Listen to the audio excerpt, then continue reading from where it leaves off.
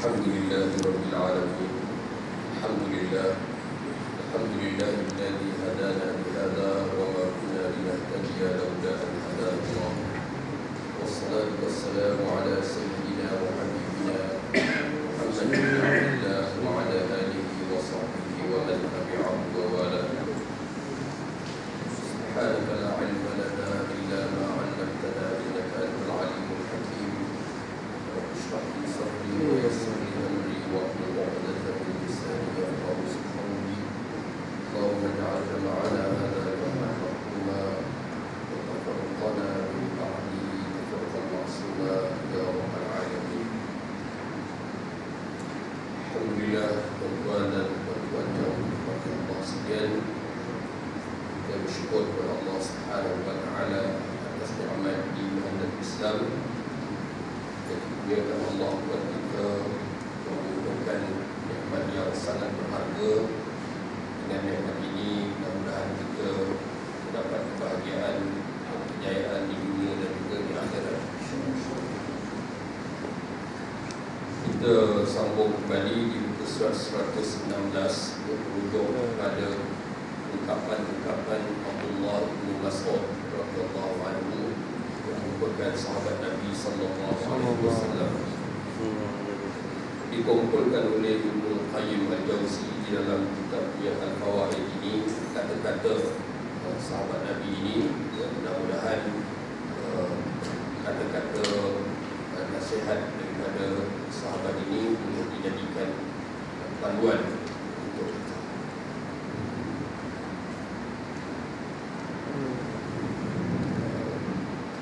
Kata Ibnu Mas'ud, dosa adalah penyakit bagi hati. Pandangan mata adalah makanan bagi syaitan. Jadi hendaklah menjaga pandangan mata, kerana syaitan mendapat kelazatan daripada orang yang tidak menjaga penglihatan matanya. Bahkan pandangan itu yang melihat pada perkara maksiat merupakan satu anak panah daripada anak panah syaitan. Dan itu dalam Quran Allah menyuruh orang yang beriman itu menundukkan pandangan, dan dilarang wanita itu bertabarruj, kerana apa yang dilakukan oleh seseorang itu adalah hasil daripada apa yang ada di dalam hati dia, didorong oleh hati. Dan apa yang didorong oleh hati itu puncanya apa yang difikirkan oleh akal. Dan apa yang difikirkan oleh akal itu adalah pengaruh yang ada di sekeliling. Apa yang dia lihat, apa yang dia dengar, apa yang dia ingat, apa yang dia perhatikan.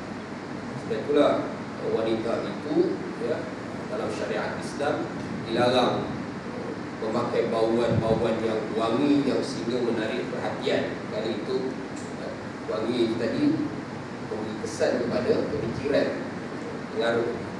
Itu juga percakapannya yang lunak, lemah lembut itu, yang lembut itu, yang goda itu, itu juga aurat. Kalau cakap biasa ni tak aurat. Nak tanya saya, suara wanita aurat ke tak aurat, dia bergantung kepada macam mana dia bercakap itu. Kalau biasa, untuk bulan biasa itu tidak aurat. Jadi kalau dia mula memanggil dengan manja, itu aurat. Ya. Penyanyi itu kalau sesama perempuan tak ada masalah. Dia isu tadi ini bila kepada yang bukan mahram. Ya. Walaupun tilawah tadi itu bergantung kepada sebab ulama khilaf kat situ. Tilawah itu khilaf di kalangan ulama. Ada yang kata itu tidak aurat, yang kata tidak aurat. Isu dia kat situ tadi. Isu dia, kalau orang yang mendengar tu bukan ingat Allah, ingat cantik orang berbual itu aurat lagi. Dia susah kita nak judge benda. Tapi kalau orang yang mendengar tu dengar dengan Allah Ta'ala, insaf dia dekat kepada Allah, tidak tunggu syahwah bila dengar itu. Bukan. Jadi dia punya kaitan tu benda yang itu. Sebab itu dia ada kena dengan pendengar. Kadang-kadang orang yang baca tu sendiri. Rasa kalau orang gaya sulung yang baca, orang tak fikir. Kalau suara gaya sulung tu suara dia tak ada macam. Kalau mungkin yang lain tu bukan negara Quran, dia bayang muka.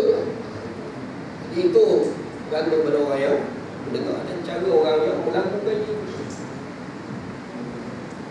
Dia kalau ayat sedih, bunyinya sedih, ingat neraka.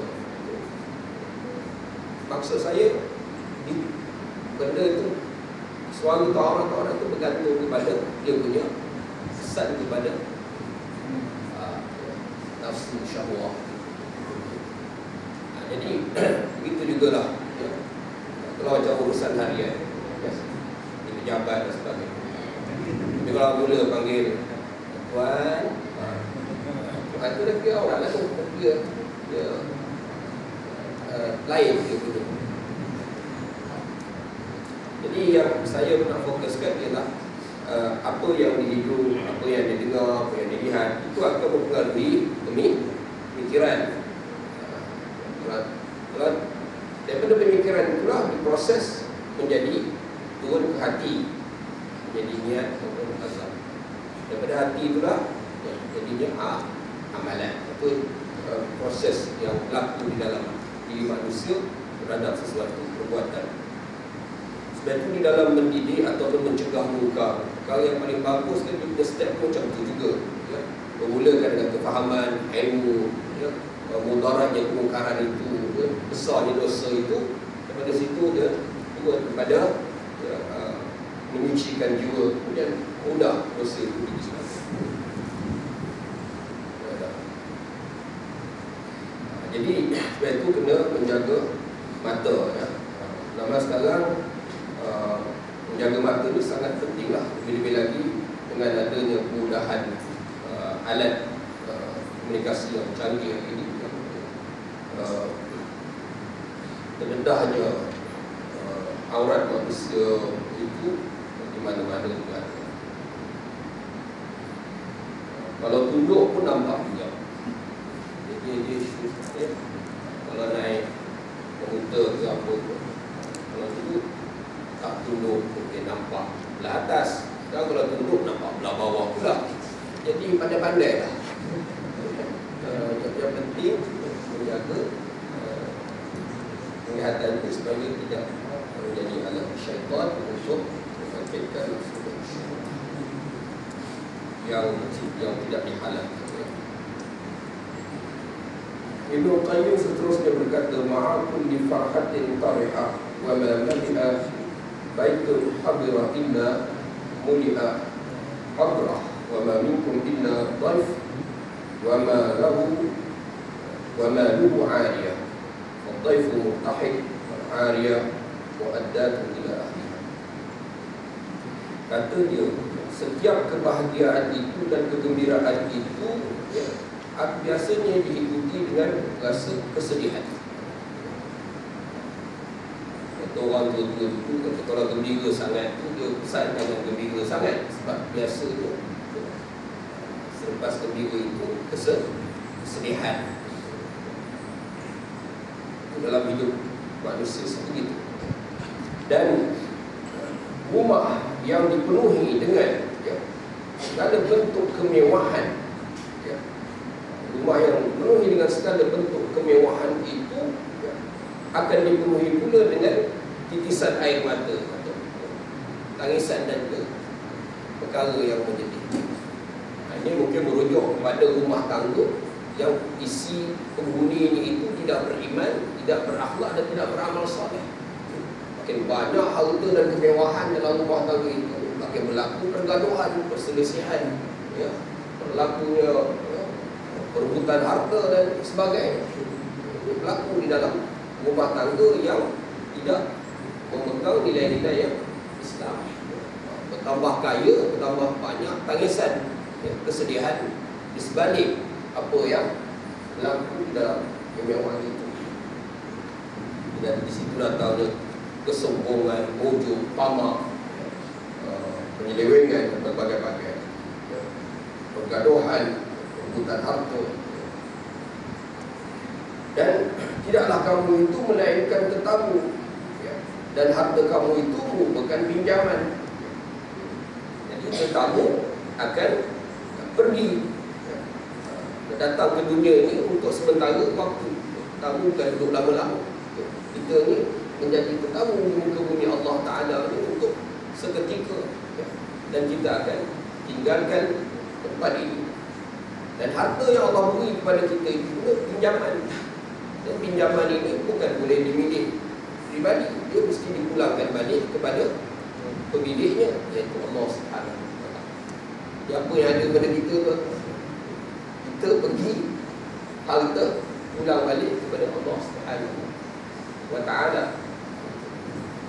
Jadi dunia ini perlu sentiasa kita ingati sebagai tempat sementara, dan semuanya itu daripada Allah akan kembali kepada Allah. Inna lillahi wa inna ilaihi raji'un.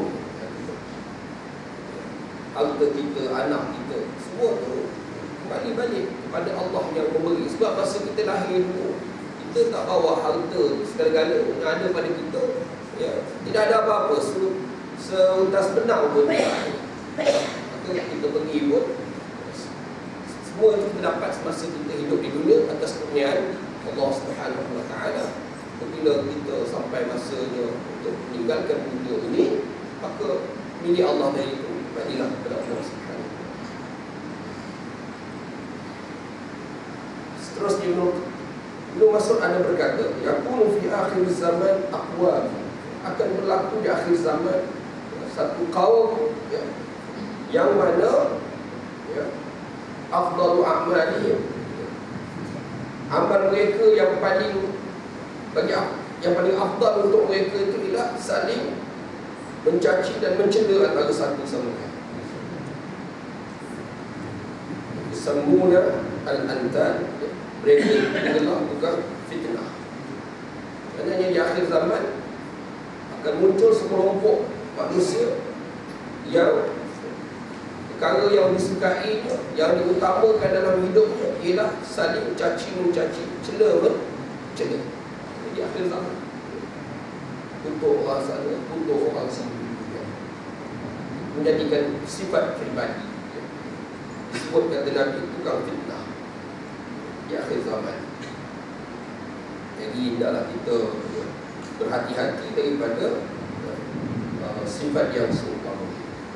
Saling mencela ini, dia adalah penyakit hati, kerana merasakan diri lebih baik daripada orang lain, ataupun berpunca daripada sifat ghaflah, lalai, ataupun huruf terpedaya terhadap diri sendiri, sehingga lupa untuk muhasabah diri, melihat kelemahan diri yang dia nampaklah kelemahan orang lain.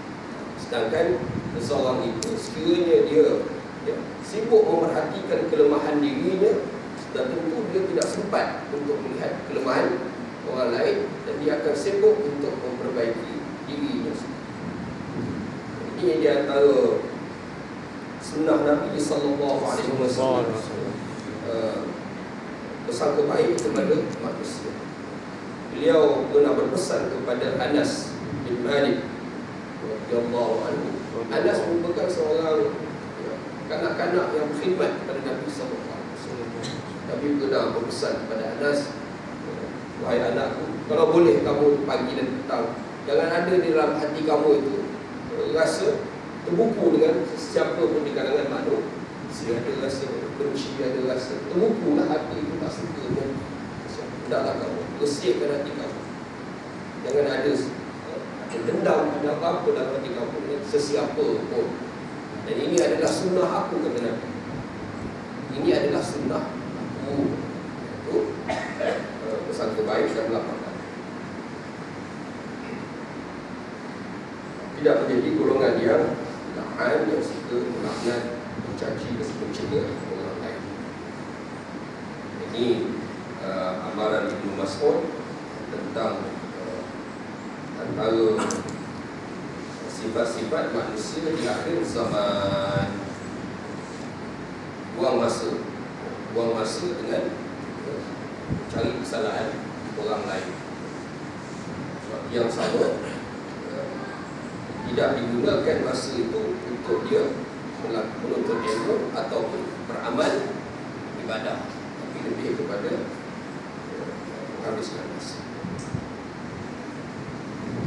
Pagi-pagi kat kampung-kampung kedai kopi ramai dulu kan, mengumpat dia dapat nak minum sekawan itu, duduk ni kami lama.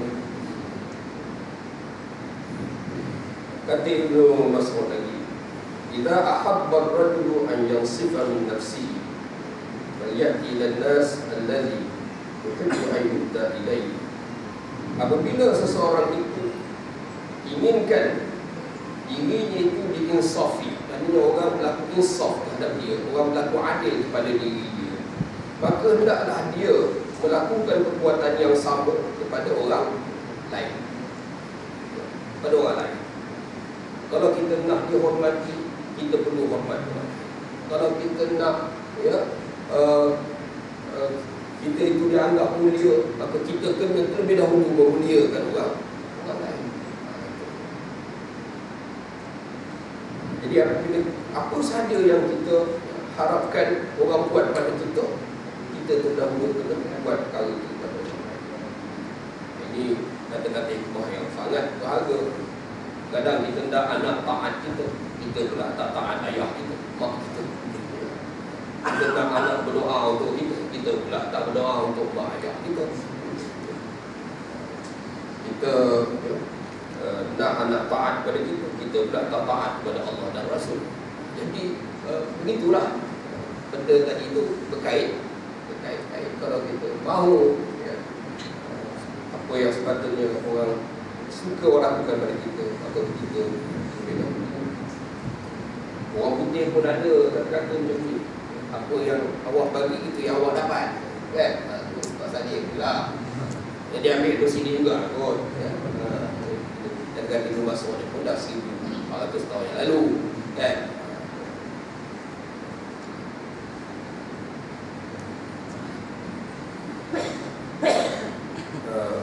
Ibnu Mas'ud lagi, al-haqqu thaqilun, ya, wal batil khafifun wa bi'un, ya. Dia kata di sini kebenaran itu berat, ya, dan juga pahit. Kebenaran itu berat dan juga pahit.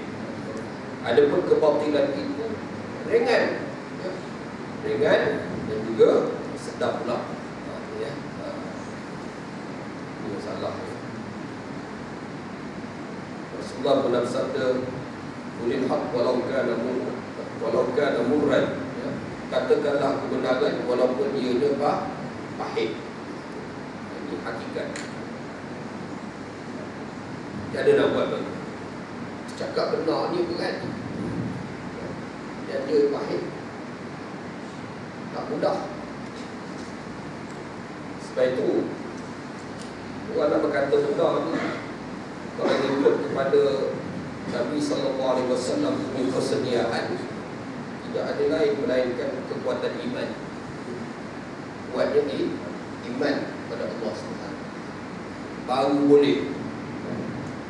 Orang tadi itu hanya mengharap redha Allah Ta'ala, hanya tawakal kepada Allah, hanya takut kepada Allah, yakin yang boleh memberi manfaat dan mudarat hanyalah Allah. Orang yang macam ini baru boleh menyampaikan kebenaran dan berpegang dengan kebenaran. Bagi dia mudah, kalau tidak tak sampai. Itu Nabi SAW sebelum menjadi Nabi dan Rasul, sebelum berdakwah terang-terangan itu, ya, dapat wahyu. Saya tadi, ya, Allah suruh dia qumil lail, ya ayyuhal muzammil qumil laila illa qalila nisfahu aw inqus minhu qalila aw zid alayhi wa rattilil qur'ana tartila. Disuruh qiyamul lail, disuruh baca Quran. Kenapa? Inna sanulqi 'alaika qawlan thaqila. Sesungguhnya kami akan memberikan kepada kamu kata-kata perintah yang berat. Itu dakwah, menyeru kepada Ianya ringan bagi sesiapa yang diringankan oleh Allah. Kalau tidak, memang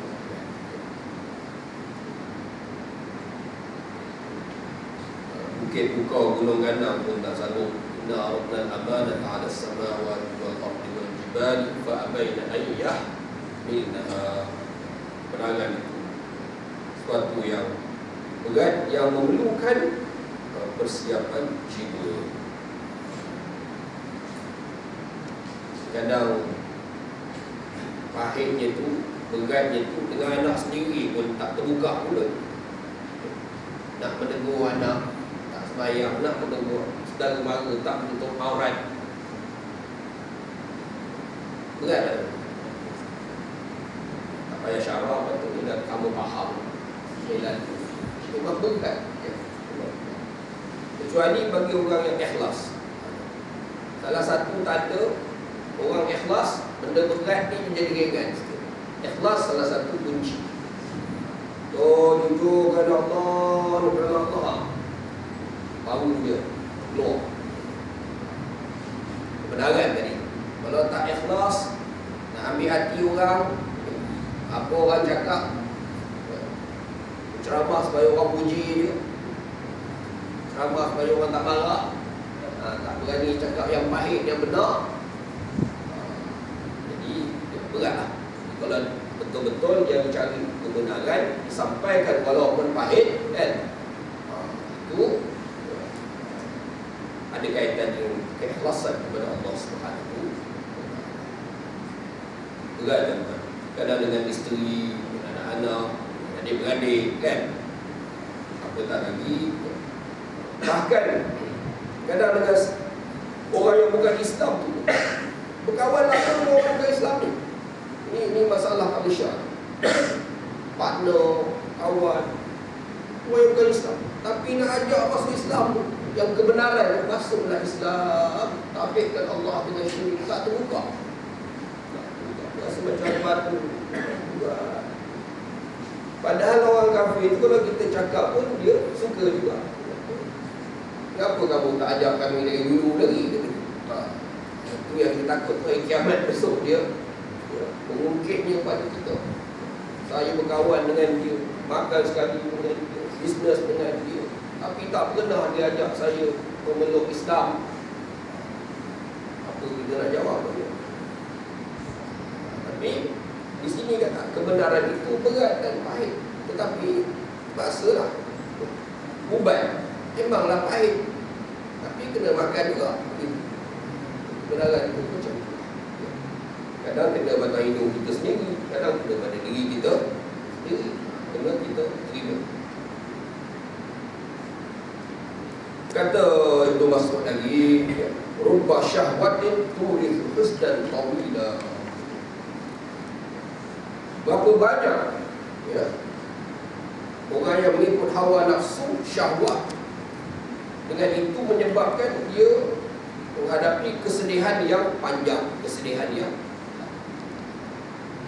menyesat kerana mengikut kehendak syahwat. Jadi sedih ni tuan-tuan, penyesalan itu ada kena-mengena dengan mengikut syahwat ataupun melakukan maksiat kepada Allah Subhanahu wa taala. Kata hikmah Ibnu Mas'ud lagi, ma'ada wajhil ardi syai'un ahwaju ila tuli sidin min lisan. Tidak adalah di atas muka bumi ini sesuatu yang perlu dipenjara dengan lama daripada lidah. Maknanya lidah ni ada satu makhluk yang dipenjara, elok dipenjara lama. Maknanya jangan banyak bercakap. Lidah ni boleh menyebabkan dosa. Daripada sebesar-besar dosa,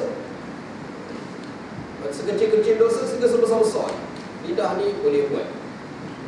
Maksud dia, lidah ni boleh syirik kepada Allah. Dengan lidah boleh syirik kepada Allah. Ungkapan-ungkapan yang syirik kepada Allah, dosa besar, dosa paling besar. dan dosa-dosa lain, menipu, bohong, pecah amanah, dosa-dosa. Tidak, mengumpat, ya, riba, fitnah, mengadu domba, dosa lidah. Jadi ini di antara sifat Nabi SAW. Baginda ni lebih banyak suka mendiamkan diri daripada banyak bercakap-cakap. Siapa yang banyak berkata, banyaklah silapnya. Siapa yang banyak silapnya, banyaklah dosanya. Siapa yang banyak dosanya, nerakalah tempat aula untuknya.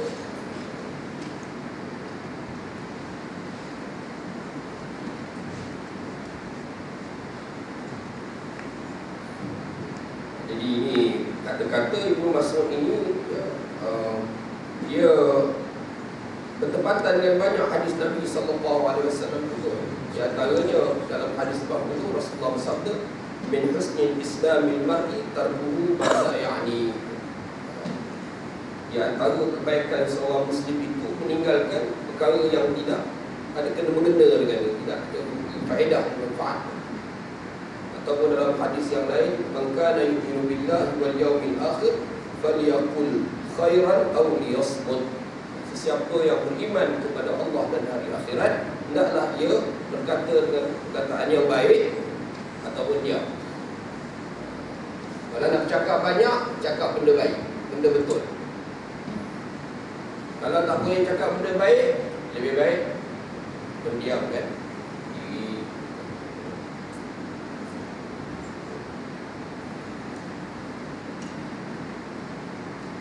Pesan dari Ibnu Mas'ud lagi, idza zahara az-zina war riba fi qaryatin, adina bihalakiha. Apabila zahirnya zina, berluasanya zina, war riba dan juga riba. Zina ni untuk syahwat nafsu, berluasa. Riba ini dari segi ekonomi penindasan, zaliman. Di sesuatu tempat, di suatu kampung ataupun bandar, maka layaklah tempat itu dibinasakan, diseksakan oleh Allah Subhanahu. Ini yang kita takut. Berbagai-bagai musibah yang menimpa, puncanya ialah riba yang berleluasa dan juga zina yang barang naik harga, semua naik harga, semua ada kena-mengena dengan sistem riba. Sebab pemodal dia mesti nak untuk berdasarkan riba. Jadi bila dia nak untung, dia kenakan orang yang meminjam. Orang yang meminjam nak untung, kenakan pengguna. Ya, ada kena-mengena. Apa yang berlaku di tanah air kita itu riba. Orang miskin, orang susah. Dia dikata di akhir zaman tak boleh terlepas. Kena terlepas daripada riba pun, paling kurang kena asapnya, debunya. Ya. Allah. Jadi tuan-tuan, di sini Ibnu Mas'ud kata bila berleluasanya zina dan juga riba itu, maka ianya sudah layak untuk menerima azab Allah Subhanahu wa ta'ala. Dalam surah Ghafir Allah berfirman, walau yu'akhidullahu an-nasa bima kasabat, walau yu'akhidullahu an-nas bima kasabat,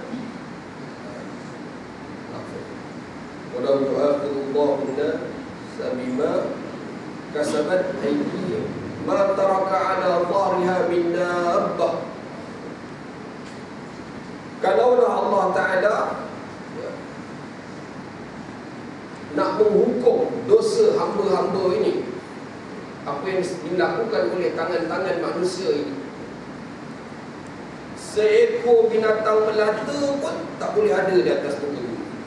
Ma taraka ala dhahriha min dabbah, walakin yuakhiruhum ila ajalin musamma. Tetapi Allah tangguhkan kepada masa ajal yang telah ditentukan.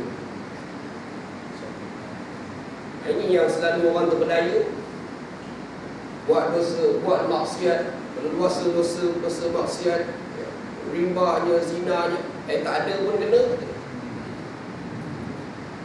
Dia lupa ada ayat Allah yang menyatakan Allah tangguhkan.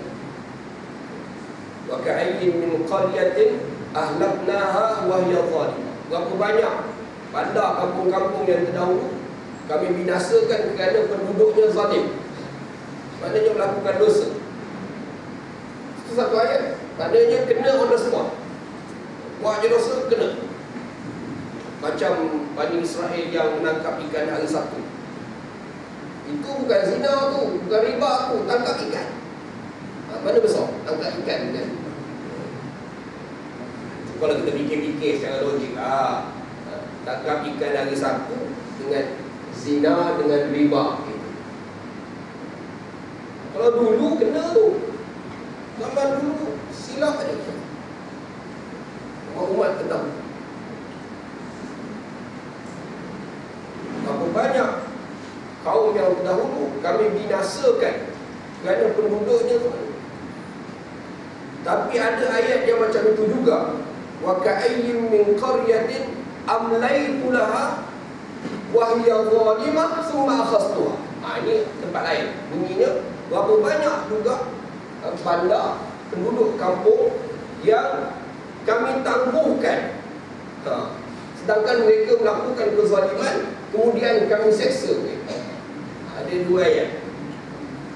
Ada yang kena on the spot, ada yang kena selepas ditangguhkan.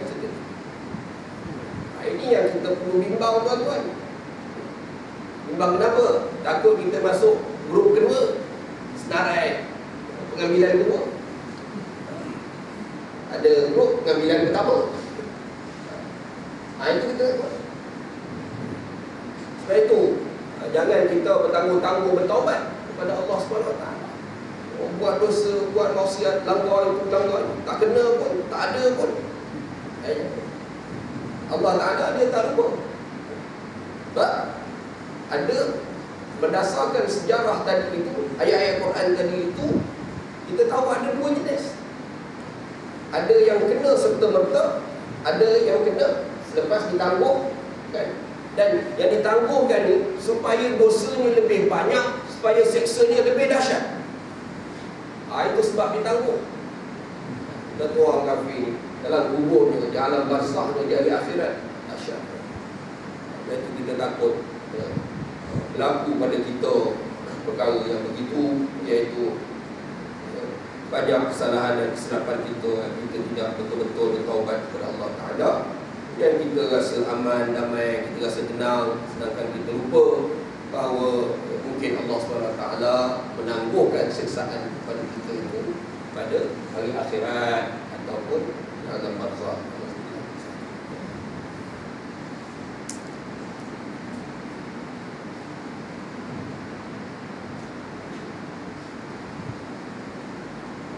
Kata Ibnu Mas'ud lagi, barang siapa boleh menempatkan simpanannya di langit sehingga tidak boleh tidak boleh dimakan oleh makhluk yang merosakkan ataupun dicuri oleh pencuri, maka lakukan. Sesungguhnya hati seseorang itu bersama dengan simpanannya, tabungannya.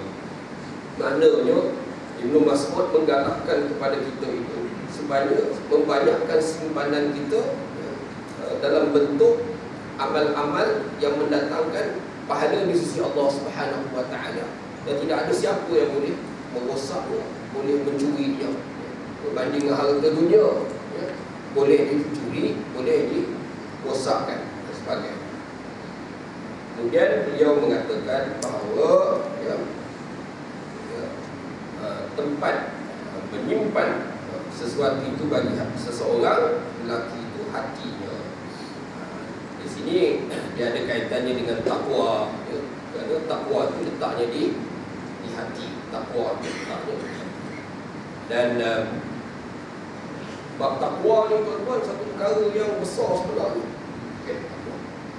Kalau boleh tuan-tuan lepas ni tumpukan sikit. Bila baca Quran sampai takwa tu berikan tumpuan. Sebab takwa ni tidak bingungkan pesan iman. Menjadi rukun khutbah tu. Khutbah tak sah tu kalau tak mengingatkan para jemaah tentang takwa. Usikum wa nafsi bittaqwallah faqad fazal muttaqun, kata khatib. Aku berpesan kepada diriku, pada sedang jemaah sekalian, supaya bertakwa kepada Allah. Sesungguhnya telah berjayalah orang yang bertakwa. Dan baca satu ayat, ya, ittaqullaha haqqa tuqatih wa la tamutunna illa wa antum muslimun. Takwa ini tuan-tuan pesanan nabi-nabi yang terdahulu, pesanan para sahabat, pesanan Rasulullah. Saya pun kalau jumpa tunggu petani ke mana ke, saya minta pesan, nasihatlah saya tu. Nasihat apa? Saya nasihatkan aku, ya Allah dan Rasul nasihatlah, bertakwalah kamu kepada Allah, kata dia. Mati pesanan itu aku pun selalu dengar. Tapi dah ada tunggu besar, mana itu mengkaji lah. Kita buka Quran, kita buka kitab, semua pesanan ni tak boleh ambil kan. Apa yang betul? Saya nak bagi contoh, tak kurang pada 30 ayat tentang takwa. Quran kita lihat. Amal kalau nak diterima kena takwa. Innama yataqabbalullahu minal muttaqin. Allah hanya menerima amal daripada yang bertakwa. Orang yang paling mulia di sisi Allah yang paling takwa. Inna akramakum indallahi atqakum. Semua orang nak rahmat Allah. Semua orang nak rahmat Allah. Rahmat Allah ini bagi orang yang bertakwa. Orang bertakwa aja dapat rahmat Allah Ta'ala. Orang nak murah rezeki, orang takwa juga. Wa may yattaqillaha yaj'al lahu makhraja wa yarzuqhu min haitsu la yahtasib. Allah bersama dengan orang yang bertakwa. Innallaha ma'al muttaqin. Banyak tuan-tuan.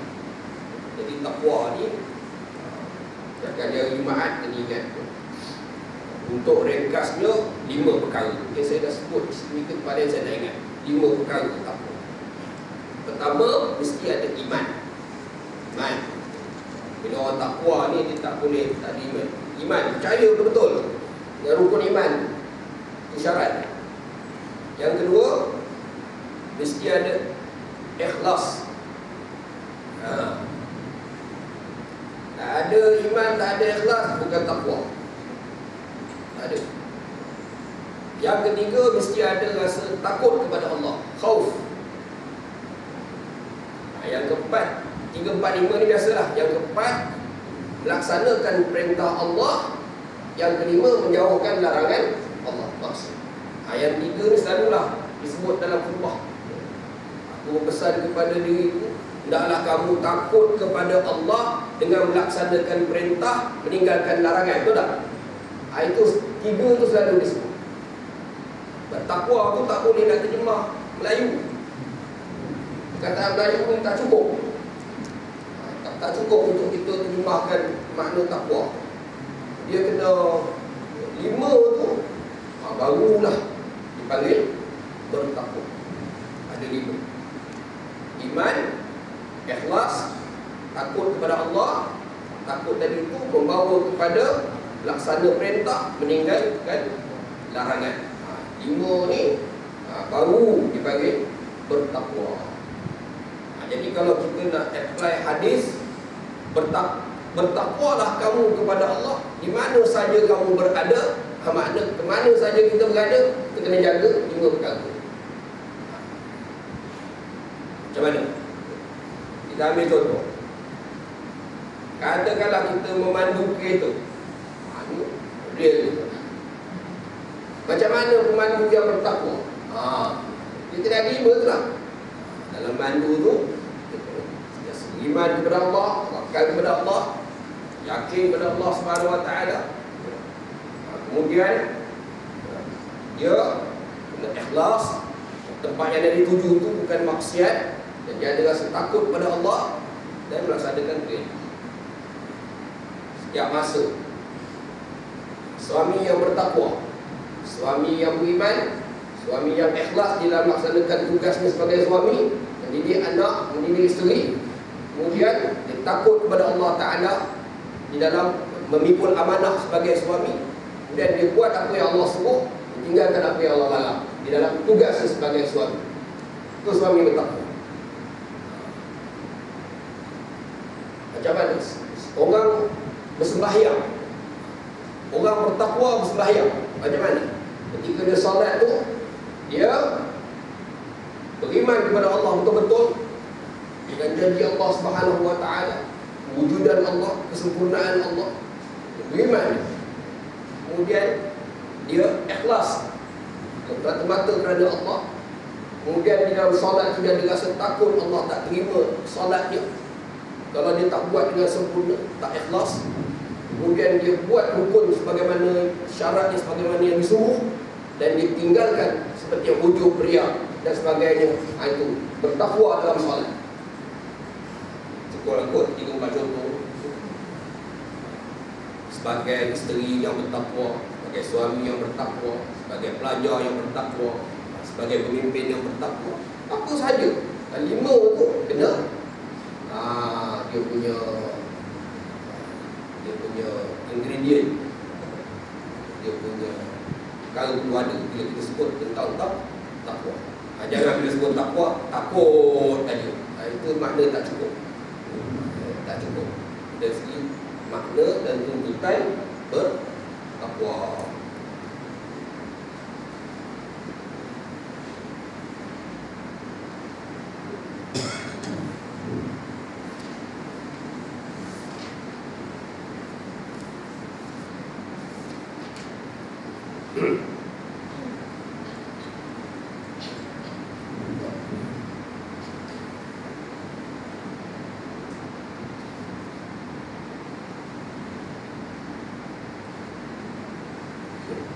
Kemudian kata dia lagi, kata Ibn Mas'ud,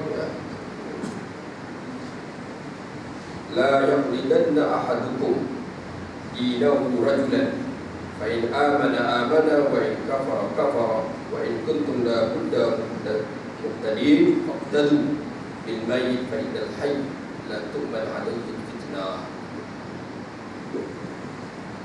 Janganlah kamu sekalian mentaklid seseorang, kerana dalam agama itu kamu mengikut seseorang. Hanya tidak ada keraskan kepada ilmu. Hanya ikut membuta tuli lah ni. Khususnya di dalam bab akidah. Bab akidah tak boleh taklid. Ya. Bab ibadat boleh lagi ikut mazhab Syafi'i, Maliki, Hambali, boleh. Kalau beriman, macam mana kamu beriman?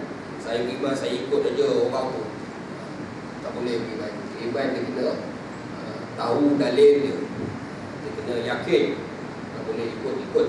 Sebab tu dia kena tahu. Jadi dia kata, Ibn Mas'ud menasihatkan supaya jangan kita dalam agama ni ta'assub kepada pribadi seseorang, tetapi hendaklah kita mengikut kebenaran. Ini juga kena macam mana kata Sayyidina Ali. Kamu belajar kebenaran, kemudian kamu nilai orang. Bukan kamu ikut orang, kamu nilai kebenaran berdasarkan orang. Maknanya kebenaran lebih dahulu diketahui. Ini pesanan, ya. Maksudnya kita perlu berhati-hati ya, di dalam mengikut seseorang manusia dalam hal-hal agama. Di mana kalau orang tadi itu beriman, maka dia pun beriman. Kalau orang itu kufur, dia pun kufur. Sebab dia mengikut orang. Selalulah ajaran sesat selalu jadi macam ni kan. Mula nampak betul lah, betul. Kata orang tu sesat, dia pun sesat juga sama. Ini yang maksud Ibn Mas'ud di dalam hal-hal agama. Hendaklah berasaskan ilmu, pengetahuan supaya tidak diperdaya dan sesat.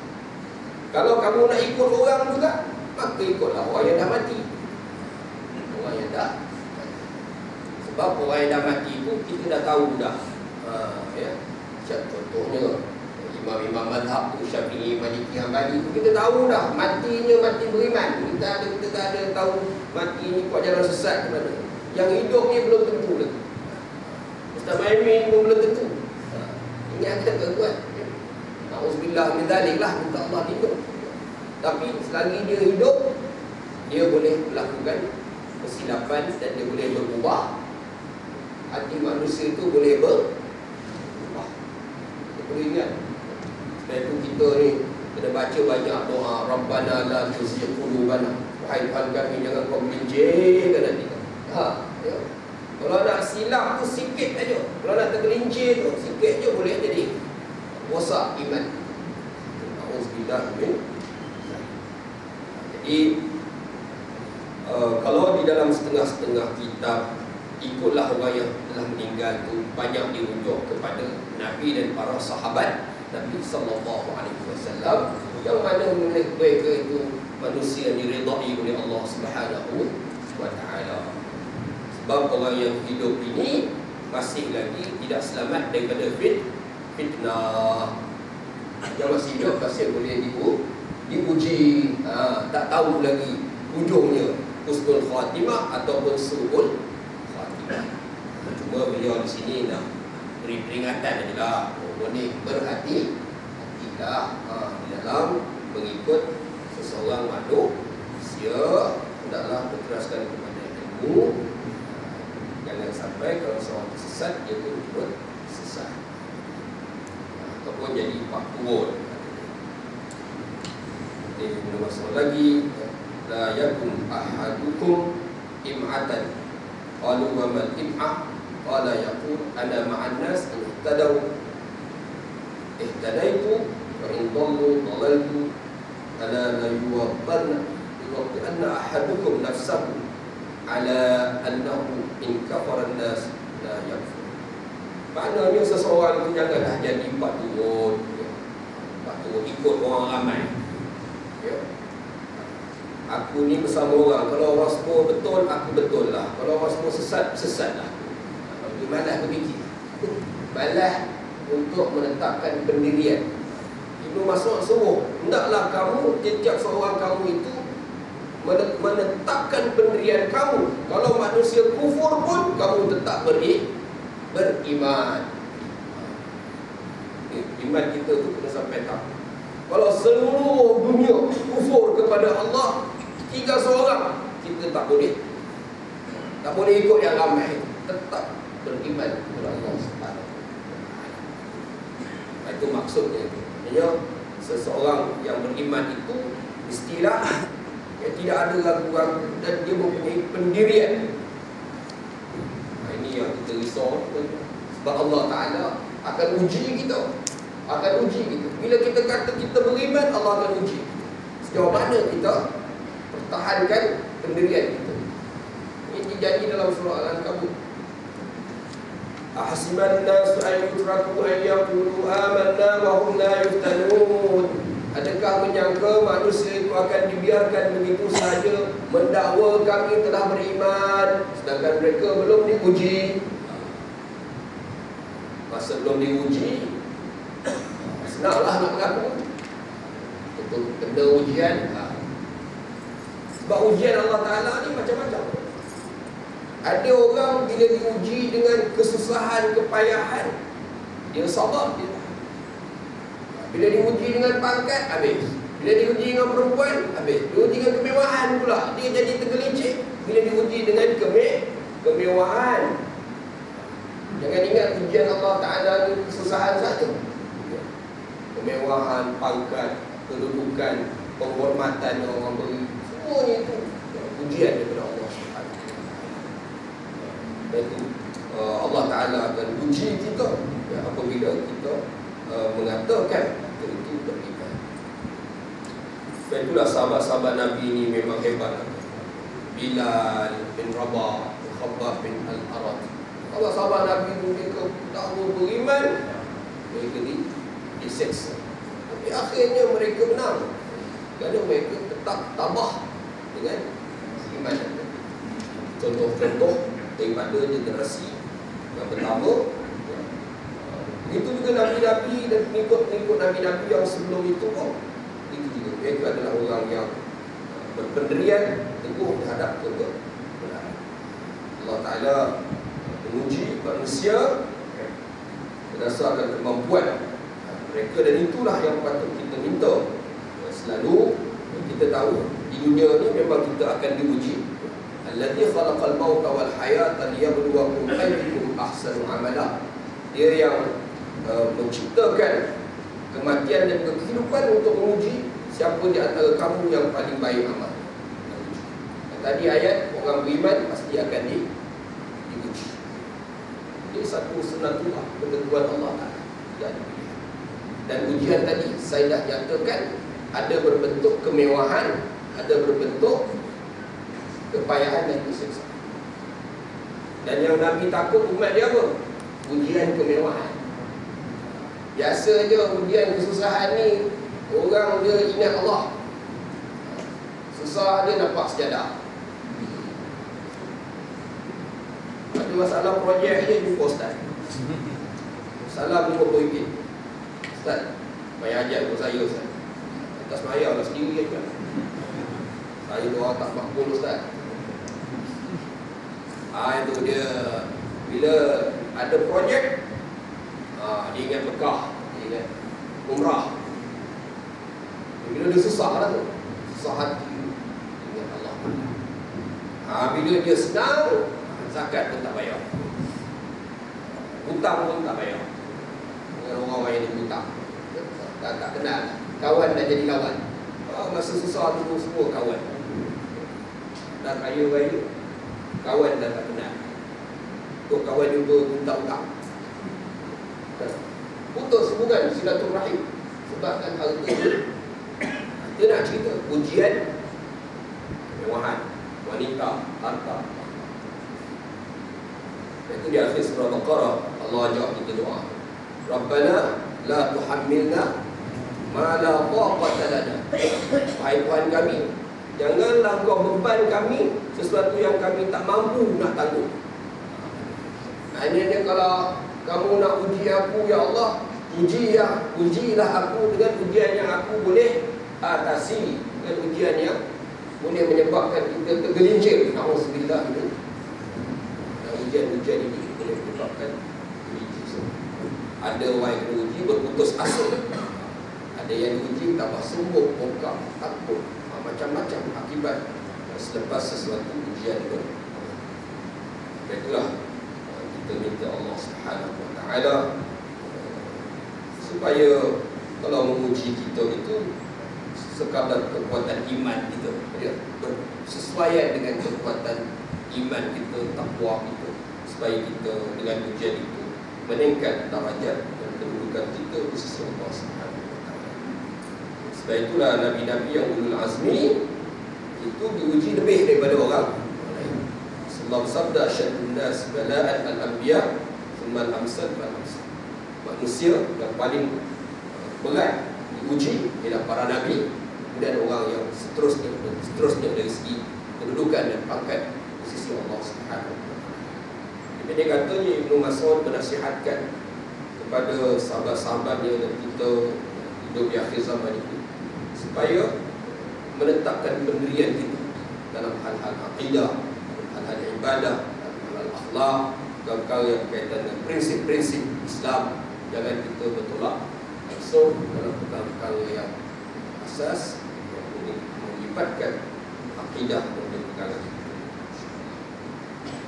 Dan untuk itu perlukan kepada ilmu, perlukan kepada kejelasan pemikiran dan juga ilmu pengetahuan. Wallahu a'lam bishawab. Aqulu qawli hadza wa astaghfirullah wa lakum wa lisa'iril muslimin wastaghfiruhu innahu huwal ghafurur rahim. Bismillahirrahmanirrahim. Alhamdulillahi wa Allahumma shalli ala sayyidina Muhammad wa ala ali sayyidina Muhammad. Allahumma ij'al jam'ana hadza jam'an marhuma wa Allahumma arzuq lana ilma wal 'amal wa ikhlasa fi ar-rahimin. Rabbana atina fid dunya hasanah wa fil akhirati hasanah wa qina adzaban nar. Sallallahu ala sayyidina Muhammad wa ala alihi wa sahbihi ajma'in walhamdulillahi rabbil alamin. Subhanakallahumma wa bihamdika bihamdika asyhadu an la ilaha illa anta astaghfiruka. Baik.